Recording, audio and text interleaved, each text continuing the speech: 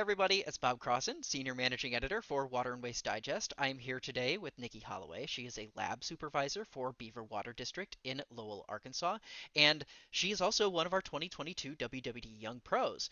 You'll notice that throughout this entire month, we've been doing video interviews with every single one of our young professionals this year, so be sure to check out the playlist in the description for all those video interviews, as well as a link to the Q&As where you can read a little bit more about each of them too.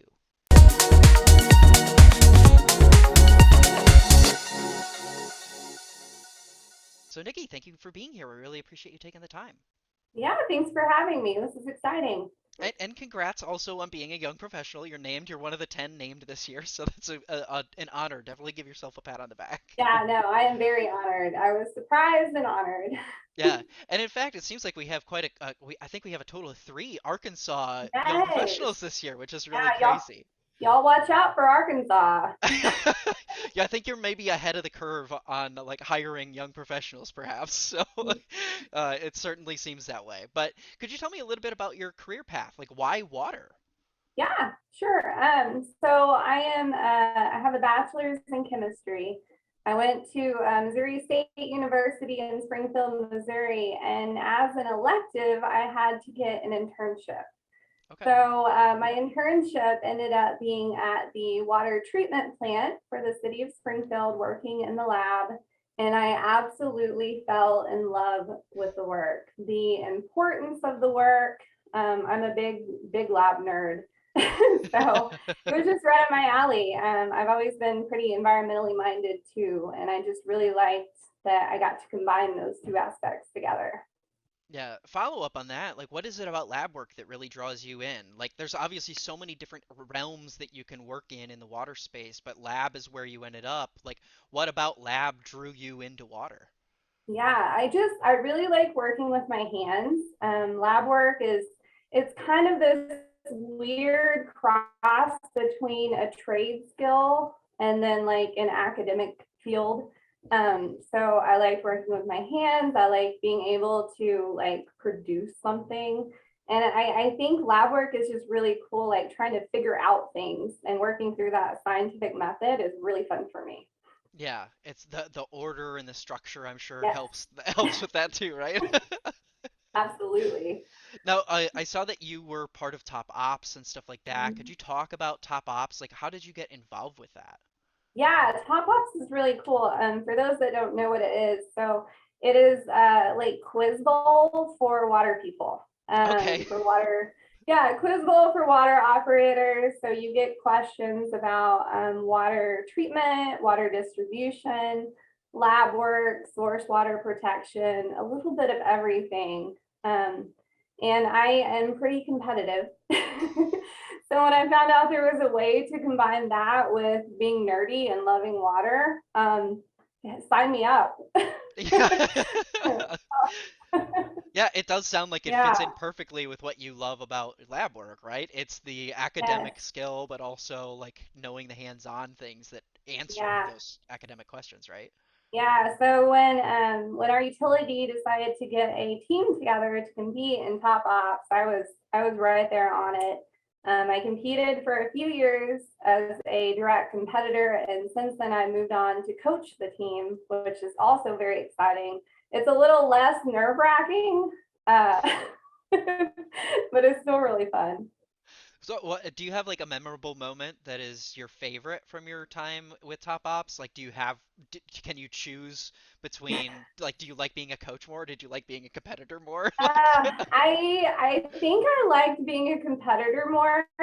And I remember one time the first year I wasn't on the team, I was a coach, and we heard another team remark like, "Oh, that young blonde girl isn't on the team. Maybe we'll be okay this time." Like they thought they had a better chance. So yeah, that was I fun. was gonna say, talk about an ego boost, right?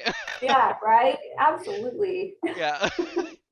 So, that pivoting just a little bit, I wanted to talk about like your generation and the influence, and like I'm Yeah. part of this generation as well. But like when you look at it, what do you feel this generation brings to the water workforce? How do you see us influencing the future, and how do you think that's different or similar to maybe the generations that'll come after us?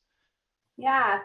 So I think our generation is a lot more sustainability minded. So environmental things, sustainability. It was, drilled into my head all through high school, college. It's been like a big forefront, especially being in the sciences. That was huge all through my career. And I think it's kind of the same with everyone. I mean, we grew up watching Captain Planet, right? Yeah. Yeah. so um, so I think that's a really big thing we bring to the table, and just putting those practices in use in the water industry, whether that's through water reuse, sustainable laboratories, recycling, solar. I know a big push that I've had in my laboratory, I'm trying to get towards being a green lab. So we've Mhm. been instating a lot of sustainability and recycling and things like that. Yeah, could you tell me just a little bit more about that? That actually sounds really interesting. I didn't realize how much of a push that was for you. Yeah, some of it was brought on by COVID, right? Supply shortages and things like that. So we had to get really creative with our supplies and how we use our supplies and what we could reuse and what we couldn't reuse because we couldn't get anything. Yeah. So we started reusing pipette tips, things like that. We cut a lot of waste in packaging. I found a company that would recycle our gloves. We started recycling more of our lab plastic and packaging. I mean, it's insane how wasteful a laboratory can be, just because we're trying to process so many samples. So, quick, fast packaging has become the normal. Hmm. Yeah, that's really interesting. I never really thought about like all the like one and done One things and that done. often happen in a lab, right? And for a lot of reasons, it's for control, Yeah. right? Control, it's easier to keep things clean that way. You can process more samples that way if you're not having to sterilize everything all the time. But everything is individually wrapped. Yeah. Well, again, pivoting a little bit, one of our more wild card questions, we have a couple in our questionnaire for the young pros, and one of them is always tell us a secret about you no one knows. And yours was actually quite interesting because you said that there was a period of time where you lived without running water as a child. Could you talk about like, do you think that that had like an actual lasting impact on how you like ended up in your career? And like, if so, like, explain that. I know it's so strange.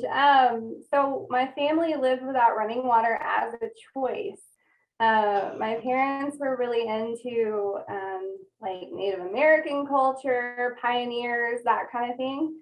So we moved out of the suburbs onto a big plot of land in middle of nowhere, Arkansas, and started our own little farm.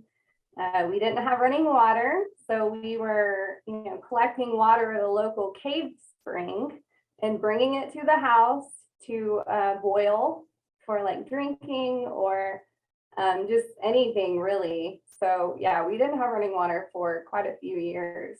Um, Mhm. it's a really interesting experience, and I definitely think I mean I don't think it's it's a weird coincidence that I went from not having running water to like being a pivotal part in creating running water. I would say I have a huge respect Yeah. for the industry, and just being able to know like you can go in the bathroom and turn on the faucet. That if you want to wash your clothes, you don't have to go collect water in buckets down the road or Hmm. something like that. Yeah. So yeah, it was an interesting upbringing, but I think it I think it brought me a lot closer to nature too. Just being in tune with water pollution and runoff and things like that. Because Hmm. if you had a big rain, it directly influences this water that we have to go get down the road from the creek to wash clothes in, or Yeah. just it's very interesting. Yeah, it in some ways like that it gave you the opportunity to see one water well before everyone else was really making it a trend, right? Yes. Yeah, and just, not having, we didn't have running water, so we didn't have sewers or anything like that. Mm, So just living like that and being very aware of water use, how much water you're using, ways that you can cut your water usage so you're not overusing. mhm. Um, just Yeah. Just so that's so it's really interesting that like yeah, it's like this very important part of like your upbringing, and just the tie how it's all tied together is so yeah, interesting. yeah, it's crazy. It's really crazy. And I was pretty young at the time, so I wasn't upset about it. I thought it was a fun adventure that we were Yeah. doing. I wasn't like a teenager trying to take hour-long showers or anything, so I wasn't Mhm. mad about it. Yeah. Well, you had also mentioned in your responses that you have a mentor that has been really helpful for you. Could you talk Yes. tell first of all who is the mentor, and second of all Yeah. what have they meant to you? Like how what types of things have they been able to provide you that have been as invaluable as it seems like they have been? Absolutely. So my direct supervisor, when I started here 10 years ago as a lab tech, she was in my spot as the lab supervisor, Mindy Deering. And, Okay.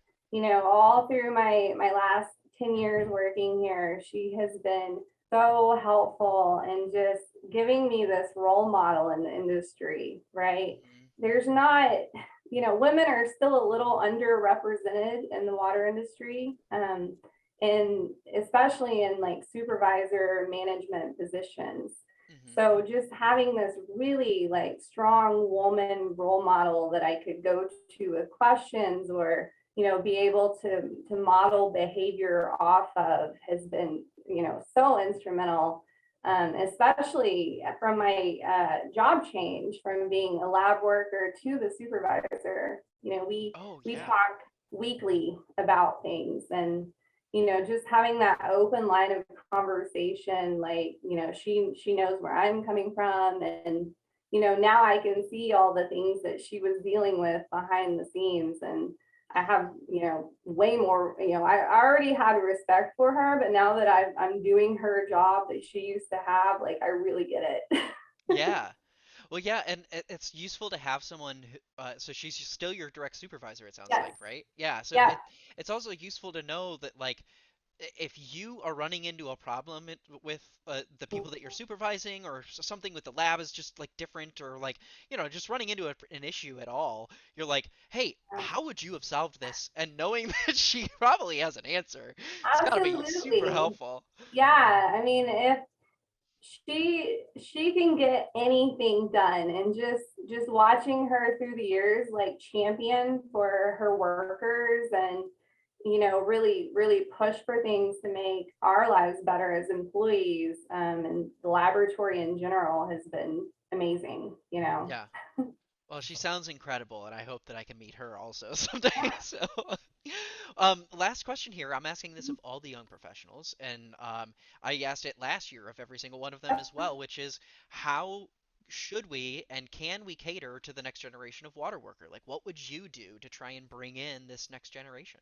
Here in my workplace, I mean, we just created our own young professional committee here at Beaver Water District, so upper management can really get a good line on what young professionals need, what they're looking for. And one of the most uh, underlying themes that I keep hearing and seeing, and I also resonate with, is we just want opportunity. We want to keep growing, we want to keep learning. I don't necessarily think that the water industry has to change to fit this next generation, but I do think maybe it can be reshaped a little bit, and really driving home the importance of the work. I Hmm. think a lot of young professionals need to know that their work is important. That we want to be able to tie our work with our morals and our values, and have a really fulfilling work experience. And I know the water industry can do that. Our work is so meaningful. But just being able to explain that, and make people feel that. Yeah. Yeah, I think you've touched on something that I've heard a couple of times before, where it is like you may be at this part of what you feel like the totem pole is. You might be feel like you're at the bottom, but like, guess what happens if the bottom moves? The whole thing topples over. Like like drawing the line between like here's an action that you did and here's the outcome that actually affected the people in your Yes, community, right? absolutely. And, I think all levels of workers in the water industry can see that. And a good way that I explain it and, how we've done it here at the district, like, every job is important, whether that's the person out, weed eating to the person actually operating the plant. Public perception is a huge part of our industry. It People is need to smart. know their water is clean, but it's leaking. So having that, well manicured facility where people are mowing the grass and keeping it looking nice, it does a lot for public perception of the water quality in general. Yeah. Yeah, trust and yeah, public perception and public trust being such critical components, especially on the drinking water side, more so than anything. I mean, you need look no further than Flint to understand how important trust is, right? Um, anyway, Yes.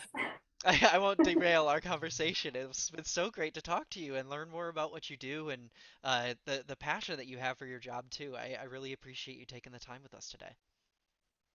Yeah, thanks, Bob. This has been really fun, and it's really such an honor to be nominated. I know at least one other nominee on the list. One of our Kansans, and just to be on the same list as her is, Yeah. I'm just, yeah, Yeah, well, consider yourself on the list, and for everyone watching, you can check out the whole list in the description below, so do that, please, and we'll see you with the next video.